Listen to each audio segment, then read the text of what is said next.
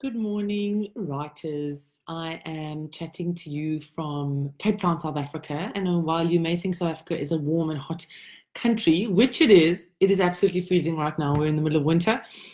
And winter in South Africa is very, very cold. Not as cold as Europe, but cold enough to make us want to cuddle up by the fireplace and wear warm jerseys and boots and all those kind of things.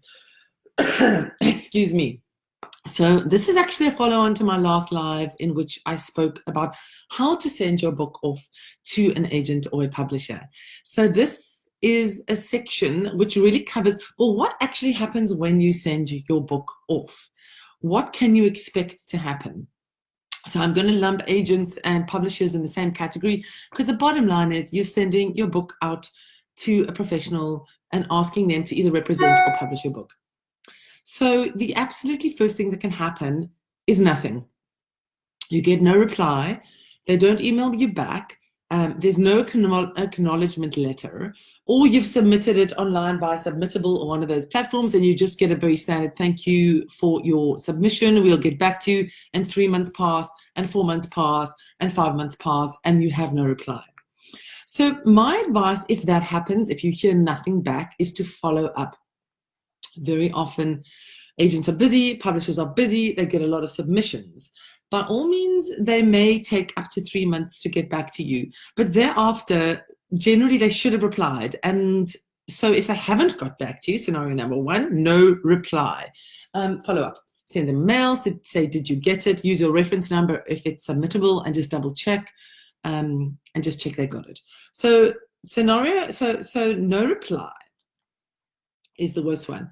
Then the scenario number two is you get a reply and it's not what you want. So that reply may say one of many things. The first may be, thank you very much for your book submission.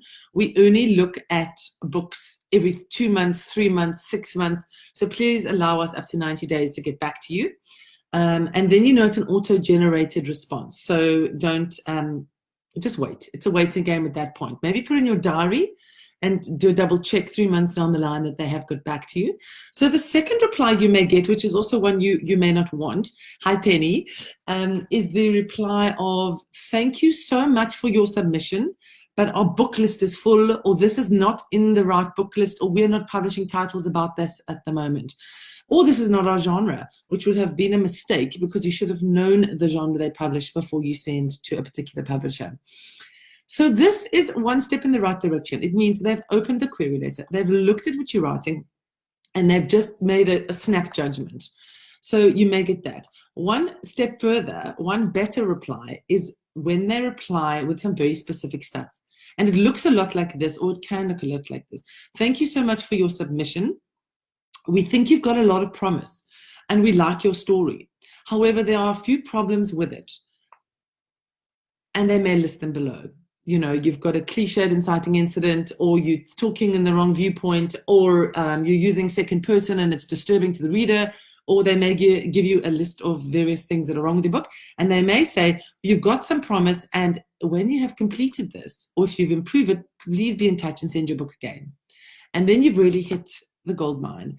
Because if a publisher or agent takes the time to give you some very specific feedback, you really have got gold in your hands, because they are experts. They can see something in your book, they can see its potential, and they're giving you an opportunity to work with it.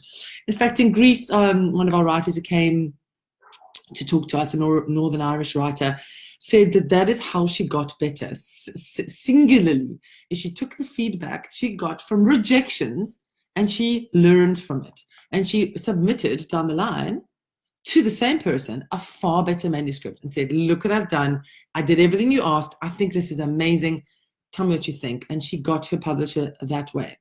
So we've covered a few replies you can get, and both of them are rejections. No reply, we don't like it, but it's got a lot of promise, and you can do these few things. So I just want to move on to the more positive replies. So the next thing you may get from a publisher is this. You may get, thank you so much for your query letter and synopsis. We would like to see your full manuscript. And then it's celebration time. Not a complete celebration. It's a glass or two of champagne. It's not the whole bottle, because all they're asking is they're saying, we think it's got promise. We think you've got a bit of a story. We liked your first 3 chapters and we're seriously looking at your book. Send the rest on.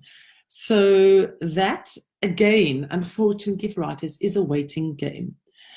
When they've asked for your full synopsis, you can be waiting up to 9 months, because what happens in a publisher is they send it out to beta readers or to sample readers. So what happens then is, firstly, the publisher will probably read it, or one of their assistants who they trust, but they may also, if they're serious about it, send it out to a number of readers who receive a book with no name, anonymous, and just your story. And they're asked to read the book and give you significant feedback on it, and to recommend to the publisher should they or should they not publish it. And often they go to a few readers, and they are all different, they have different takes on your book. And at the end of the day, the publisher will take their word for it and decide to publish or not publish based on a few people, not just them, not just their personal taste. They're going to send it out to the broader market. So at that point, you can get that reply, and it can be 6 months down the line, it can be 8 months down the line, in which they say, thank you so much for your submission, but then they'll give you a lot more feedback. We attach a reader report to this. We think you've got a huge promise. There were a few flaws, and we're going to pass on your book at this point. And again, gold in your hand as a writer. Considerable feedback by professionals who give you structural, tone, everything, every other advice you could want. And that is what can fuel your writing career even more. So that is the longer term reply that you're not looking for. And then the third, I don't know, I've lost count of how many things I've said, but the one you're looking for, and the one that's the easiest, and the one where you can really crack open the French champagne, is if they say, we are delighted to offer you a publishing contract. We love your book. When would you like to come in and meet with us, and we can talk about the terms? So all of these things can happen when you send your book to a traditional publisher. And the reason I'm emphasizing the word traditional publisher is these are the publishers along the lines of Penguin, Random House, Drake. It's the big Bantam Books, the big publishers, the publishers who are legitimate publishers who run a publishing business. Because there's another type of reply that you can get from a publisher, and I really want to red flag this. And the reply goes along the lines of this. Firstly, it may come quite soon after you submitted your book, maybe let's say within 12 weeks. And it may read along the lines of like this. Hi, Sarah Bullen. Thank you so much for submitting your book for our consideration. My publishing team has met, and we think your book is fantastic and has promise. We would love to offer you a publishing contract. Attached to this email is a publishing contract. Please look it over, and one of our publishing managers will be in touch with you to discuss the terms and all the details. The red flags are this. Number one, they haven't yet seen your full manuscript. How are they going to be accepting your book when all you've sent them is a query letter and synopsis? The second red flag is the third red flag, when you open the contract, please look for a section in which it details costs you have to pay. And if there are costs you have to pay, if it's costs for layout, printing, if you have to pay for your own books, any of those scenarios in that contract, it is not a traditional publisher. It is a hybrid publisher. And a hybrid publisher is a very different kind of publisher. In the old days, we would call them vanity publishers. I dislike that term because they are exceptionally useful for many publishers. And there are many reasons you want to self-publish a book.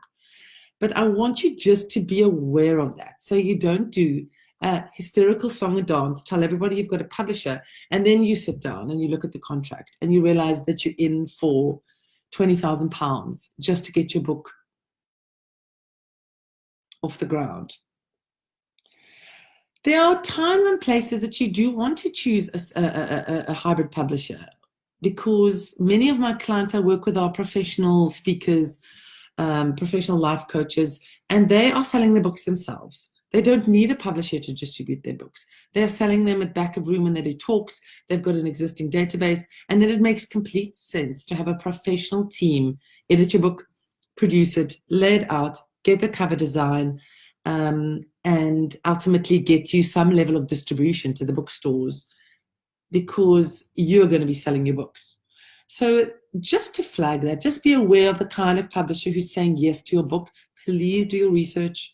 Go and Google them. Go and look.